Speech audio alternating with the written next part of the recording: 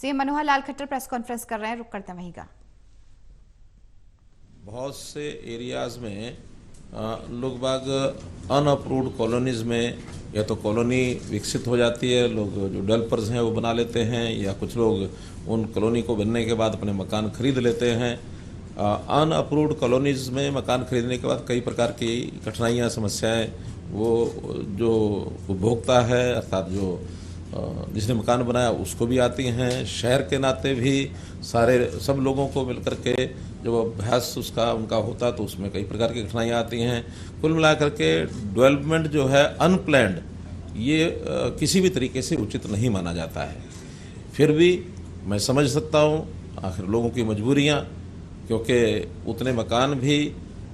जिस कीमत पर लोगों को चाहिए, जिस कॉस्ट के हिसाब से चाहिए, उतने न तो डेवलपर्स लाइसेंस लेके बना पाते हैं, और एचएसपीपी का भी एक लिमिटेड दायरा है, उस हिसाब से वो भी अपना बनाते हैं, तो सबके लिए शायद आवश्यकता पूर्ति नहीं होती है। तो ऐसे अनअप्रूव्ड कॉलोनीज का पिछले कई वर्षों से ये क्रम लगातार चलता रहा है। हमने जब शासन में आया तो विचार किया कि इन चीज़ों को कैसे दुरुस्त किया जाए, ठीक किया जाए, तो उस क्रम को आगे बढ़ाया। हमारे डिपार्टमेंट, चाहे अर्बन लोकल बॉडीज़ है, चाहे टाउन कंट्री प्लानिंग है, इवन गांव के आसपास भी कुछ कॉलोनियां बनती हैं, तो रूरल डेवलपमेंट को भी कहा है कि रेगुलेटेड कॉलोनीज़ की संख्या बढ़नी चाहिए, और जो पहले बन गई हैं उन पर कुछ ना कुछ जो पहले वाली शर्तें हैं उनमें कुछ छूट दे करके उनको अप्रूव करके, ताकि उनके ऊपर एक तलवार इलीगैलिटी का या एनक्रोचमेंट जो होती है उसका वो तलवार न लटकी रहे, उनको सुविधा दी जाए। 2014 से 22 तक 685 कॉलोनियाँ हमने नियमित की थी, और उसके बाद बहुत बड़ी संख्या में लोगों ने अप्लाई भी किया, हमने रजिस्ट्रेशन कराया। उसमें आज फिर इस वर्ष 2023 के अंदर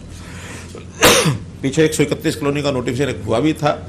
लेकिन उस समय टाउन कंट्री प्लानिंग की ओर से वो सारा तैयार नहीं था। आज कुल मिलाकर दोनों विभागों की ओर से, अर्बन लोकल बॉडीज़ और टाउन कंट्री प्लानिंग की ओर से मिलाकर वो 131 भी उसमें मिला ली गई हैं, तो 450 नई कॉलोनी को अप्रूवल ये दिया जाता है, जिसका सारा फॉर्मेलिटीज़ जो है वो दोनों विभागों ने पूरी कर ली है। नोटिफिकेशन या तो हो गया होगा या फिर आज हो जाएगा।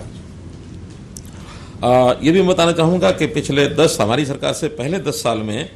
जो अनधिकृत कॉलोनियाँ थी वो 874 अप्रूव हुई थी, और वो भी अप्रूव हुई। अब ये हमारे कार्यकाल में 1135 नई कॉलोनियाँ अप्रूव हो गई हैं, लेकिन आज भी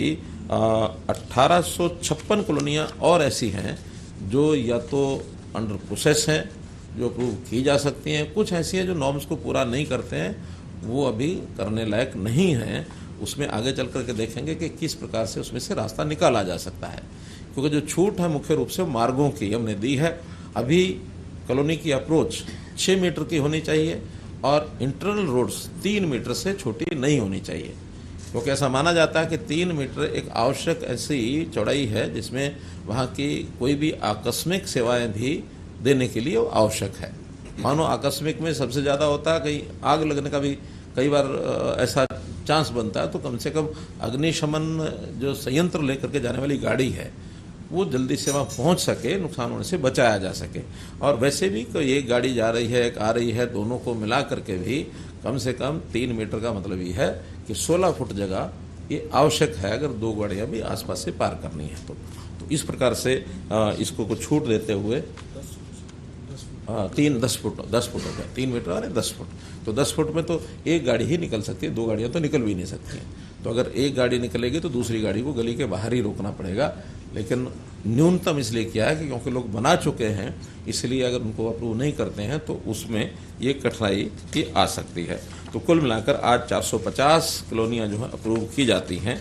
हमारे यहाँ जिलानुसार भी जो आंकड़े हैं, ऐसी चाहे वो अप्रूव हुई हैं चाहे नहीं हुई हैं, शुरू से लेकर अब तक जो कॉलोनीज़ हैं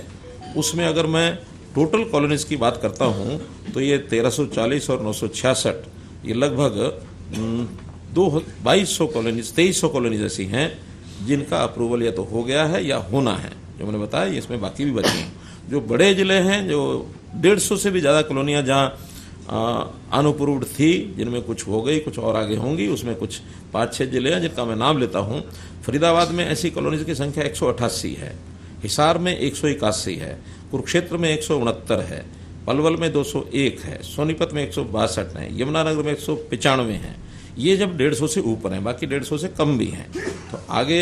इसमें और भी विभाग को मैंने कहा है कि इसको जितने भी संभव हैं जल्दी से जल्दी विचार करके उसको किया जाए। टाउन कंट्री प्लानिंग की जो कॉलोनीज हैं पहली बार अप्रूव कर रहे हैं। इससे पहले केवल अर्बन लोकल बॉडीज की ही कॉलोनीज हैं, उनको अप्रूव किया करते थे। लेकिन जो म्यूनसिपल एरिया है और उसके बाद फिर एक जो एरिया रहता है अर्बनाइज्ड एरिया यानी controlled area, town country planning को ने जो अपनी एक सीमा बनाई हुई कंट्रोल्ड एरिया की, तो यूएलबी के एरिया के बाहर कंट्रोल्ड एरिया के अंदर जो कॉलोनीज हैं उसका सारा कामकाज का जो जिम्मेवारी है वो टाउन कंट्री प्लानिंग की है। तो टाउन कंट्री प्लानिंग ने वहाँ सारी शर्तें देखने के बाद उनको अप्रूव किया है और वहाँ जो भी डेवलपमेंट चार्जेस होंगे उसके बाद उसको एचआरडीए के माध्यम से वहाँ उन कॉलोनीज को विकसित किया जाएगा। तो इतनी जो कॉलोनीज हमने अप्रूव की हैं अभी, इसके ऊपर विशेष खर्चा भी, क्योंकि केवल डेवलपमेंट चार्ज से तो पूरा हो नहीं पाएगा, खर्चा ज़्यादा होता है, डेवलपमेंट चार्ज कम आते हैं।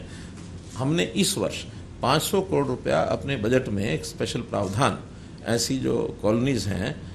उनके लिए एक प्रावधान किया है। और ये सब होने के बाद आवश्यकता पड़ेगी तो और भी करेंगे, लेकिन ऐसी जो अनडेवलप्ड कॉलोनीज हैं उनको डेवलपमेंट की जिम्मेदारी भी यूएलबी की और टाउन कंट्री प्लानिंग की आती है, उस नाते से हम करेंगे। टाउन कंट्री प्लानिंग जो साइज रखा है छोटे से छोटा, 2 एकड़ की अलग थलग जो कॉलोनी है उसको भी अप्रूव कर दिया है। 2 एकड़ से नीचे उसी कॉलोनी को अप्रूव किया गया है जो किसी